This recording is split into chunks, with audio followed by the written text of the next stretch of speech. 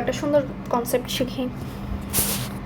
তুমি মাটিতে দাঁড়ায় আসো, এটা তোমার পা, মানে পুরো দেহের ওজন এখানে কাজ করতেছে।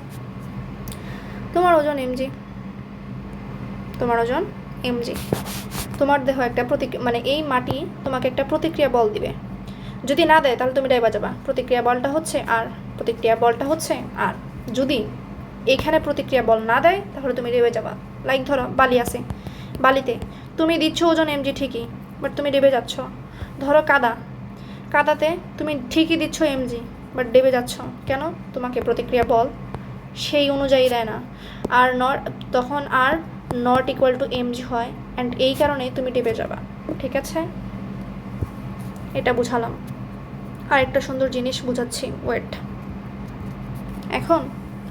এখন তুমি এইভাবে অ্যাঙ্গেল করে আসো, এইভাবে অ্যাঙ্গেল করে মনে করো নিচের দিকে বল দিচ্ছ, তোমার ওজন দিচ্ছ নিচে এমজি।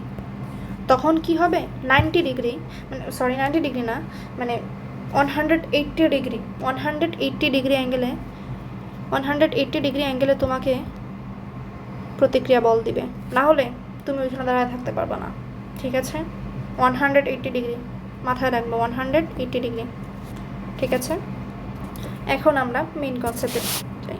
একটা ত্রিভুজ আঁকাবা, ত্রিভুজ না, হেলানোর তো লাগাইলাম। বিন্দুগুলোর নাম দাও এ, বি অ্যান্ড সি। এইখানে একটা বস্তু আছে, কত ডিগ্রি অ্যাঙ্গেলে? ধরো থিটা অ্যাঙ্গেলে আছে। সি বিন্দুতে বস্তুটা আছে, এই বস্তুটার একটা ওজন আছে, ওজনটা নিচের দিকে কাজ করবে, এবং প্রতিক্রিয়া বলটা কোন দিকে কাজ করবে? এখন তুমি বলবা 180 ডিগ্রি এই দিক বরাবর কাজ করবে, 180 ডিগ্রি এই দিক বরাবর কাজ করবে। অনেকে এটা বলে দেয়, নো, আমি তোমাকে বলছি মানে যে এটা 180 ডিগ্রি, তুমি আসলে ভুল কনসেপ্টে ঢুকছো। এটা আসলে এদিক বরাবর কাজ করবে কেন? চলো ব্যাখ্যা করি। এমজিকে উপাংশে বিভক্ত করো। এই এমজিকে যদি উপাংশে বিভক্ত করো, এটা হবে এমজি কস থিটা, এবং এই দিক বরাবর হবে এমজি সাইন থিটা। লেখার জন্য সরি, মানে লেখা বাজে হওয়ার জন্য। এই আর এইখানে যে আরটা আছে আর এমজি কস থিটা আছে, এই আর এবং এমজি কস থিটা কাজ মানে কাটাকাটি চলে যাবে, নাকচ করে দেবে। দেখো তো এই মধ্যবর্তী কোণ 180 ডিগ্রি হয়েছে কেন? এই যে এইখানে হবে 180 ডিগ্রি, নট এই বরাবর আর। বুঝেছ? ঠিক আছে, এটা বুঝলাম। এখন খুবই ইম্পর্ট্যান্ট একটা জিনিস বলবো। এখানে দেখো, এখানে এমজিটা কেটে গিয়ে এমজি কস থিটা এবং এমজি সাইন থিটা হয়েছিল, এবং এখানে আবার এমজি কস থিটা কেটে গিয়ে আর এর সাথে কেটে কাটাকাটি হয়ে থাকলো কি? Just MG sine theta. ঠিক আছে, এমজি সাইন থিটার দিক কোন দিকে? এমজি সাইন থিটার দিক নিচে এই বরাবর। মাথায় রাখবা কোন বরাবর? এই বরাবর। কোন বরাবর? এই বরাবর। মাথায় রাখবা, এটা খুবই ইম্পর্টেন্ট। ঠিক আছে, বুঝলাম যে এই বরাবর। এখন চলো রিয়েল কনসেপ্টে ঢুকি। তুমি এই দিক বরাবর এফ বলে, তুমি কোন বলে? এফ বলে, নট এফ নেট বা এফ এমজি সাইন থিটা, কোনো না। তুমি এই দিক বরাবর এফ বলে টাইনা সেরা এখানে একটা মানে ওই বস্তুটাই উঠাতে চাচ্ছ, এফ বলে, যেখানে তুমি ত্বরণ প্রয়োগ করবা এ। হটাইছে এফ বলে মানে তুমি এদিকে এফ বল দিবা এবং ত্বরণ প্রয়োগ করবা এ। আচ্ছা, তুমি দেখো তো, তুমি যদি এই দিক বরাবর এফ বল প্রয়োগ করো এবং এই দিক বরাবর যদি এমজি সাইন থিটা থাকে, তাহলে F minus MG sine theta হয়ে যাচ্ছে না? F minus MG sine theta হয়ে যাচ্ছে। এটা মাথায় রাখবা, F minus MG sine theta. আচ্ছা, আমরা জানি কি মানে কোনো বস্তুর, এটা কি এলো, কোনো বস্তুর মানে ওই যে নিউটনের সূত্র অনুযায়ী F is equal to M A, ভর এবং ত্বরণের গুণফল, তাই না? এটা আমরা জানি। এটা আবার কি? এফ নেট মানে মোট বল। এই এফটা কাটাকাটি করে, ঘর্ষণ বল সব কিছু কাটাকাটি করার পর থাকবে এম এ। আমরা কি পাইছি? F minus MG sine theta. F minus M G sine theta. তার মানে কি এফ নেট, আমরা তো জানি F net is equal to M A, আবার এফ নেট হচ্ছে F minus M G sine theta. তার মানে F minus M G sine theta is equal to M এ।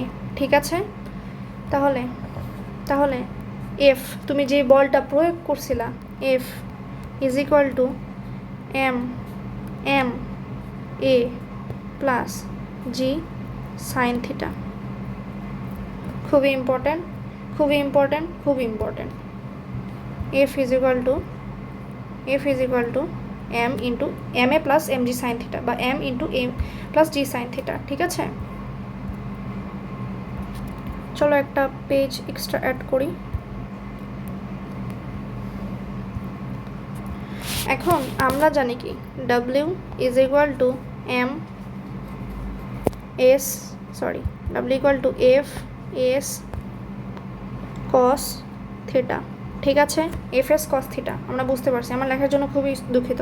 আমরা এফ পাইছি কত, M A plus M G sine theta into